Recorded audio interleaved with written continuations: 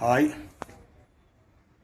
ఈరోజు మీకు విద్యార్థుల యొక్క ప్రవర్తన గురించి చెప్పదలిచి ఉన్నాను.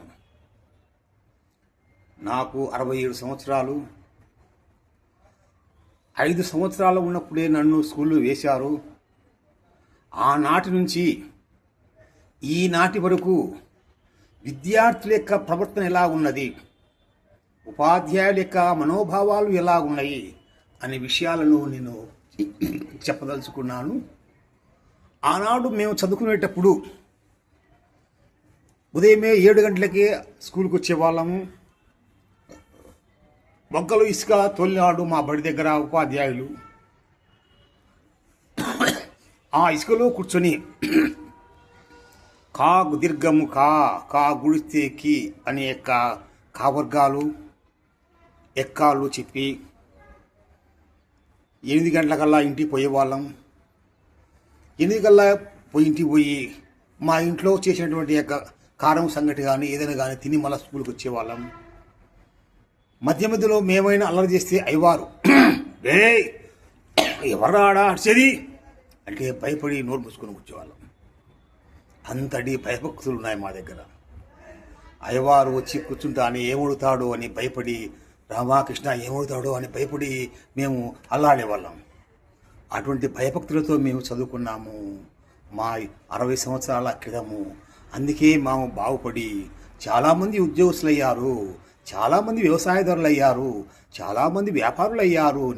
ఏకాగ్రత ఉన్నారు కాబట్టి, గురువు అంటే అభిమానం ఉన్నారు కాబట్టి వారికి వినయ విధేయతలు, విజ్ఞానము, సంస్కారము ఆనాటి ఉపాధ్యాయులు నేర్పారు కాబట్టి ఇప్పటికి కూడా మేము గురువులు కనిపిస్తే సంస్కారంతో వారికి నమస్కారం చేస్తున్నాం. రెండవ దశ 60 ఏళ్ళ తర్వాత మళ్ళా ఒక 10 సంవత్సరానికి రండి, 15 సంవత్సరాలు 40 సంవత్సరాలు చూస్తే విద్యార్థులు ఉపాధ్యాయులు ఏదైనా అరిస్తే, ఏదైనా కొడితే, ఏదైనా తిడితే మేము ఆనాడు భయపడి మా తల్లని చెప్పేవాళ్ళం కాదు. కానీ 40 సంవత్సరాల వచ్చిన తర్వాత ఏం జరిగిందంటే పిల్లలను ఏదైనా ఉపాధ్యాయులు అడిస్తే ఇంటికాడ పోయి చెప్పేవాళ్ళు. తల్లిదండ్రులు మా మీదకి యుద్ధానికి వస్తారు. ఏమయ్యా మావాడు చదువుని లేకుంటలే, నీ మావాడిని కొట్టాల్సిన అవసరం లేదు, చదువు రాకుంటే పర్వాలే కానీ నువ్వు మర్యాదగా ఉండు అని చెప్పేవాళ్ళు. ఉపాధ్యాయులు ఇస్తారు పాపం, విద్యార్థుల మంచి కోసమే ఆ విధంగా చేసేవాళ్ళు. కానీ వాళ్ళ మీదకి తిరగబడితే ఏమి ఇస్తారు వాళ్ళు. కాబట్టి వాళ్ళు కూడా ఏం చేశారు, మాకు చదువు చెప్పకున్నా పర్వాలేదు, మా జీతాలు మాకు వస్తాయని వాళ్ళు విద్యార్థులను అందరినీ మానుకున్నారు. ఆ రెండవ తరం వారు ఏం చేశారు, కొంతమంది బుద్ధిగా చదువుకునే ఉద్యోగస్తులు అయితే దాదాపు 80% మంది నిరుద్యోగులై బజార్లో తిరుగుతున్నారు. అరటికాయలు అంగలు పెట్టుకోనో, పూల అంగడి పెట్టుకోనో, లేకుంటే కూలీలకు పోయో నానా చట్లు పడిస్తున్నారు. ఎందుకంటే ఆనాడు ఉపాధ్యాయులు చెప్పిన మాట వినక. ఇంకా మూడవ తరం వారు ఉన్నారు, ఉపాధ్యాయులను కేరే చేయడం లే కనిపిస్తే మేము ఆడ కనిపించినా కానీ పరిగెత్తుకుంటూ పక్కన దాచుకుంటే వాళ్ళం ఆనాడు. ఈనాడు మమ్మల్ని చూసి ఎదురుగా వచ్చిపోతున్నారు.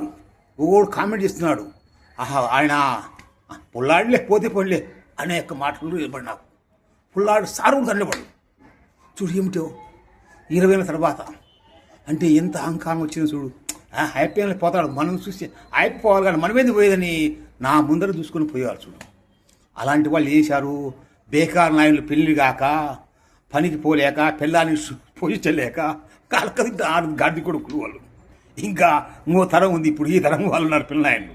అంటే మా మనవడి తరం వచ్చింది అనుకోండి, ఈడేమంటాడు కాన్వెంట్కి పంపించి వస్తాడు, వచ్చి అబ్బా మా టీచర్కు చదివేరా అబ్బా అంటాడు. ఏమిరా అంటే ఏమంటే ఏది ఎప్పుడు అది చెప్పు ఇది చెప్పు అది చెప్పు నన్ను అడుగుతుంది. జీవోడి అంటే నన్ను అడుగుతుంది, గాడ్ అని నేను చెప్పాలా, ఆమెకు తెలియదా? అటువంటి టీచర్ ఎందుకు పెట్టా అబ్బా నాకు వద్దు స్కూల్ వద్దు, వేరే స్కూల్ మార్చి ఈనాడు వీడు అంటాడు చూడు. ఎట్లా చెప్పేది? కాబట్టి విద్యా వ్యవస్థ ఈనాడు చాలా భ్రష్టు పట్టింది. కాబట్టి తల్లిదండ్రులారా, మీరు విద్యార్థికి సంస్కారం, చదువుతో పాటు సంస్కారం కూడా నేర్పండి. వాడి జీవితంలో బాగుపడతాడు. అంతేగాని మనం ఉంటామని మన అధికారాన్ని, మన యొక్క బలాన్ని ఉపాధ్యాయుల మీద ప్రయోగించకూడదు. ఎంతసేపు ఉన్న ఉపాధ్యాయులు మంచే చెప్తారు. ఎందుకంటే ఒక డాక్టరు రోగులు రావాలని కోరుకుంటాడు, ఒక లాయరు నేరస్తులు రావాలని కోరుకుంటాడు, ఒక ఎస్ఐ జైలుకు పోలీసులు రావాలని డబ్బులు రావాలని కోరుకుంటాడు. కానీ ఉపాధ్యాయుడు అలా కాదు. నా దగ్గర చదువుకున్న విద్యార్థులు బాగుపడి దేశం కోసము అభివృద్ధి దేశం కోసం పాటుపడాలనే ఉద్దేశం చేత విజ్ఞానవంతులుగా తీర్చుతాడు. కాబట్టి ఆ ఉపాధ్యాయులను మీరు గౌరవించండి. జై హింద్.